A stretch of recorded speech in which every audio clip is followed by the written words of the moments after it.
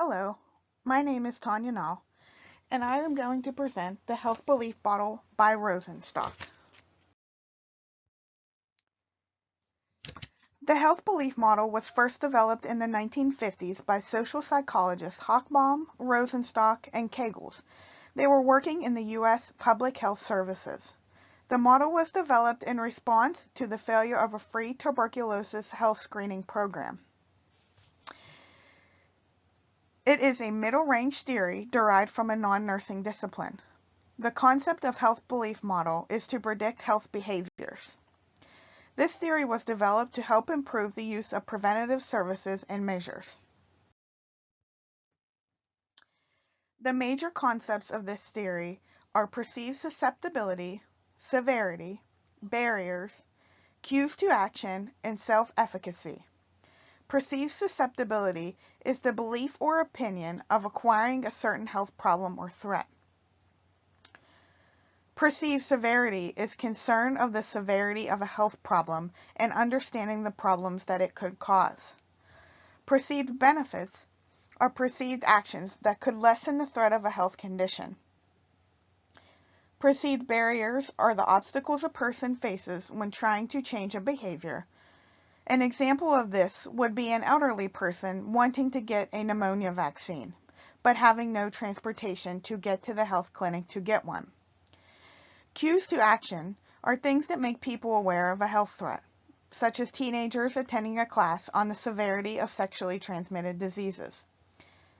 Self-efficacy is realizing that preventative medicine can have positive outcomes on one's health.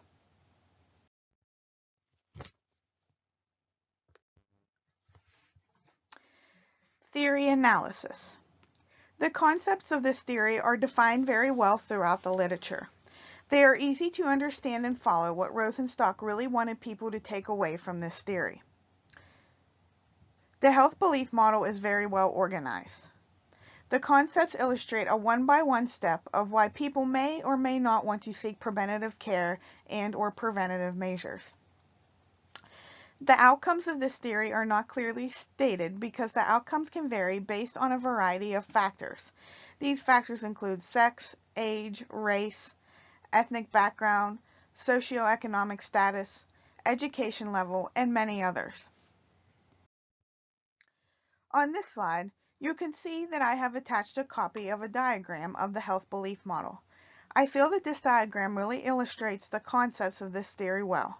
It illustrates that outcomes may be different for people of different races and/or ethnic backgrounds, and also that socioeconomic status plays a large role in the way one thinks about health prevention.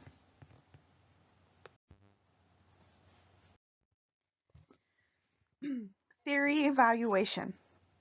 The health belief model does go hand in hand with nursing standards and interventions. For example, nursing care is based off of evidence-based medicine. This theory's purpose is to examine one's behavior and attempt to promote preventative measures. As nurses, our job is to educate our patients on the importance of preventative care and measures such as mammograms, colonoscopies, or condom usage. As nurses, this theory also helps us to understand that a variety of factors such as age, sex, race, ethnic background, socioeconomic status, and knowledge bases heavily influence one's ability to understand the importance of and seek preventative care and preventative measures to help improve their healthcare outcomes. This theory examines and takes into account that different cultures, races, and ethnic backgrounds do play a role in the outcome for many people who choose to seek preventative care, and then those that don't choose to seek preventative care. Although this theory was derived from a non-nursing discipline, it still very much so relates to nursing. For example, I have a friend who works for the UPMC insurance company. Her job is to call and follow up with people who have this insurance plan and encourage them to get their yearly checkups. Or another example of what she may do is, once women are over the age of 40, she educates them on the importance of getting a mammogram, and so on and so forth. Yet still, many women do not get a mammogram done yearly. Her job is to tell them and educate them that insurance will cover the mammogram because it is considered a form of preventative medicine. However, many women still will not go. As illustrated in the concepts of this theory, we can conclude that there are many reasons that a woman may not want to seek this preventative care that happens to be covered by their insurance. However, as nurses, it is our job to educate these ladies and help them to make a decision to get their mammogram done. I feel that nurses use the health belief model every single day, no matter what kind of nursing you do. Our job as nurses is to help people and to always promote health-seeking behaviors. We want people to have a healthy lifestyle, and as nurses, we are trained to do everything in our power to help our patients achieve this goal.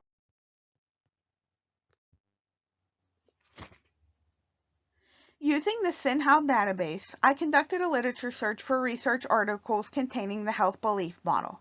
I found numerous articles that used the health belief model throughout their research. Most of the research was educational, however, some was clinical.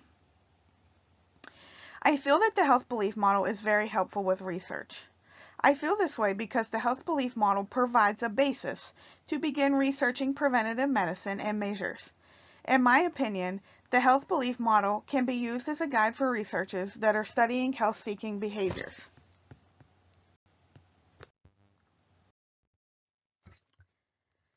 The first article that I examined was one about identifying barriers to participation in a health assessment program at a college near Pittsburgh, PA, named Carlow College. I particularly enjoyed this article because Carlow is located about 45 minutes from my house. In this article, 47 students were surveyed. None chose to participate in the health assessment program. A survey was conducted to identify reasons why students would not attend. The goal was to figure out the barriers that cause students not to attend.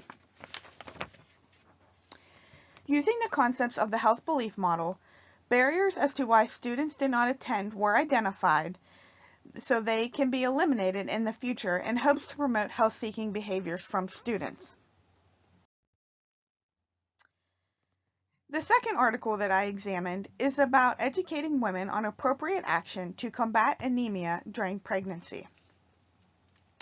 The study was conceptualized based on Rosenstock and Becker's health belief models.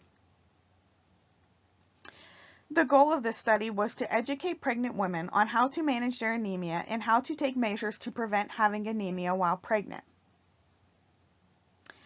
It was found that because of socioeconomic status, that developing countries still have critical problems with anemia in pregnancy.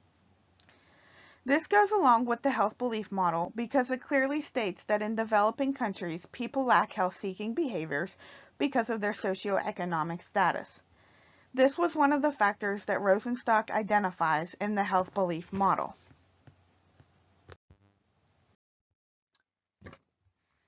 The third article that I read was about the use of bicycle helmets in college freshmen at a certain university. This article used the health belief model to examine how many freshman students wore bicycle helmets and how many chose not to. The goal was to examine why some refused to wear a protective helmet while riding their bicycle. Most students believed that they did not ride their bike enough to be at risk for injury, and for this reason, they chose not to wear a helmet. However, there were some that agreed if they rode their bike more, they would need to wear a helmet for safety reasons. As we all know, one major concept in the health belief model is one believing they are not at risk for injury. This is a prime example of young teenage college freshmen that believe they are invincible and therefore do not wear a bicycle helmet while riding their bike on busy highways. They don't think that they are at risk for any type of injury. So the current versus the future utility of the health belief model. I feel that the health belief model is currently ready to support research studies that will lead to evidence-based medicine. I feel that the current utility or usefulness of this theory is great.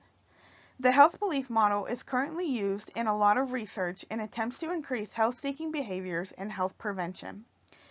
As nurses, We know that health prevention and maintenance is the forefront of all medical care. We also understand that preventative medicine will only continue to grow in the years to come. For this reason, I feel that the future utility of the health belief model will only continue to grow.